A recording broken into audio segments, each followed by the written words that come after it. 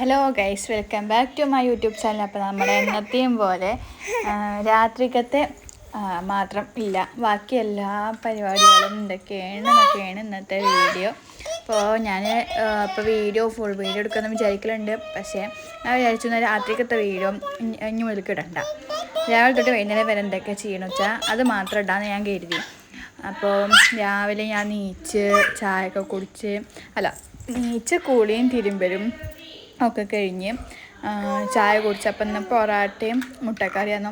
അത് കഴിച്ച് പിന്നെ അമ്മ 9 മണിയാകുമ്പോഴേക്കും അമ്മ പോയി.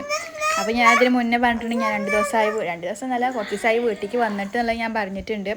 അപ്പോൾ ഞാൻ ഇപ്പോൾ വീട്ടിലാണ്, ഇനി കുറച്ച് ദിവസം കൂടി നിന്നിട്ട് ഞാൻ ഇവിടുന്ന് പോകണുള്ളൂ. അപ്പോൾ അമ്മ പോയിട്ട് പിന്നെ കുട്ടീൻ്റെ ഒപ്പം കുറച്ചിട്ടും കൂടി കടന്നു.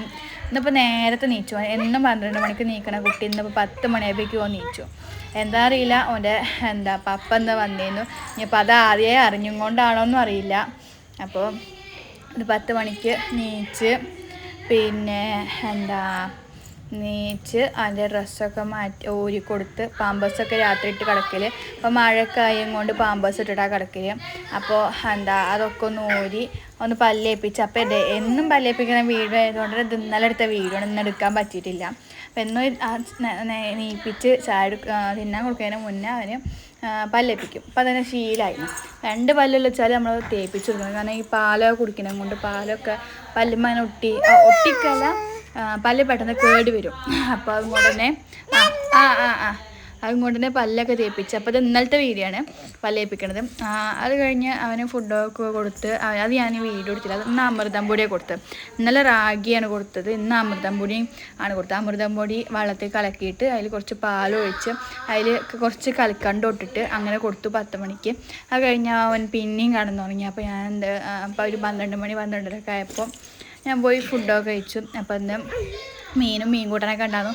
അപ്പോൾ ഞാൻ മീൻ കൂട്ടാൻ തിന്നൂല, മീൻ കൂട്ടാൻ എടുത്തില്ല. അപ്പം മീനും പുളിയിഞ്ചിയും അച്ചാറും ഒക്കെ ഉണ്ടായിരുന്നു. അതൊക്കെ കൂട്ടി ചോറ് കഴിച്ച് ഒരു 2 മണിയായപ്പോൾ അവൻ നീച്ച് പിന്നെ അവന് മുട്ട കൊടുത്തു. മുട്ടേനെ ഞാൻ രാവിലെ ചാടിച്ചപ്പോൾ മുട്ടേനെ പുഞ്ചി കൂട്ടിയിട്ടുണ്ടായില്ല. അപ്പോൾ ആ കുഞ്ചി കുട്ടിക്ക് കൊടുത്തു. അപ്പോൾ അത് ഫുള്ള് തിന്നൊന്നുമില്ല, അതിൻ്റെ പകുതി അപ്പുറത്ത് നായക്കുട്ടിനെ കണ്ടില്ല, നായക്കുട്ടിക്ക് കൊടുത്തു.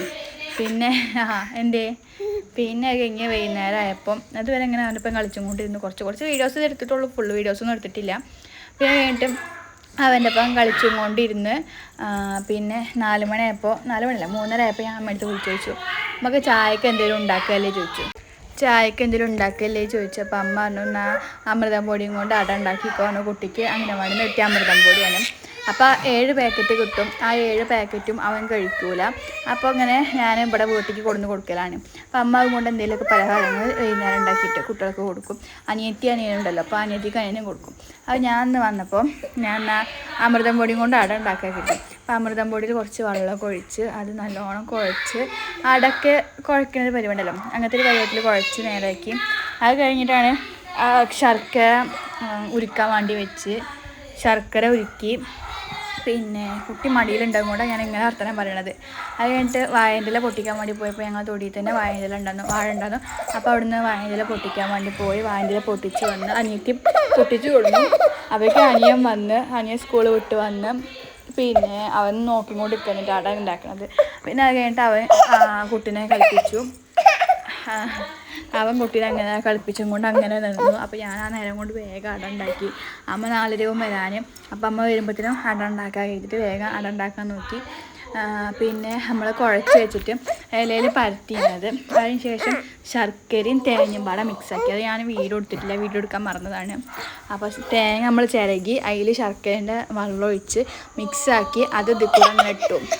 എന്നിട്ട് അത് നേരെ അടുപ്പത്ത് ഇഡ്ഡലി പാത്രത്തിൽ അടുപ്പത്ത് അങ്ങനെ വെച്ച് ആവി കയറ്റിയെടുക്കുക. അപ്പോൾ അട റെഡിയാവും. അത്രയുള്ള അടേൻ്റെ ഇത് കഴിഞ്ഞപ്പോൾ എല്ലാവരും അട ഉണ്ടാക്കണവരാണ്. അപ്പോൾ പിന്നെ ഞാൻ എന്നാലും പറയണമല്ലോ, അതുകൊണ്ട് പറഞ്ഞതാണ്. അമൃതം പൊടിയും കൊണ്ട് എങ്ങനെ അട ഉണ്ടാക്കാനുള്ളത് പറഞ്ഞതാണ്. അപ്പോൾ എന്നിട്ട് അത് കഴിഞ്ഞിട്ട് അമ്മ വന്നപ്പോൾ ചായക്ക് അമ്മ വെള്ളം വെച്ചു, ചായ ആക്കി. പിന്നെ അത് കഴിഞ്ഞപ്പോഴേക്കും ചായ കഴിയപ്പത്തിനും അടയും റെഡിയായി. അപ്പോൾ ഞങ്ങൾ അടയും ചായയും പാടെ കഴിച്ചു. അപ്പോൾ ഇന്നത്തെ ഉള്ളൂ ഇന്നത്തെ വീഡിയോ. ഇതിൽ ബാക്കിൽ കുറേ സൗണ്ടുകൾ കേൾക്കുന്നുണ്ടാവും. അവിടെ അനിയനൊക്കെ ഉണ്ട്, അതുകൊണ്ടുള്ള സൗണ്ടാണ്. പിന്നെ ഇവിടെ കുട്ടി ഉണ്ട്, അതിൻ്റെ സൗണ്ടാണ്. അപ്പോൾ ഇത്രയുള്ള ഇന്നത്തെ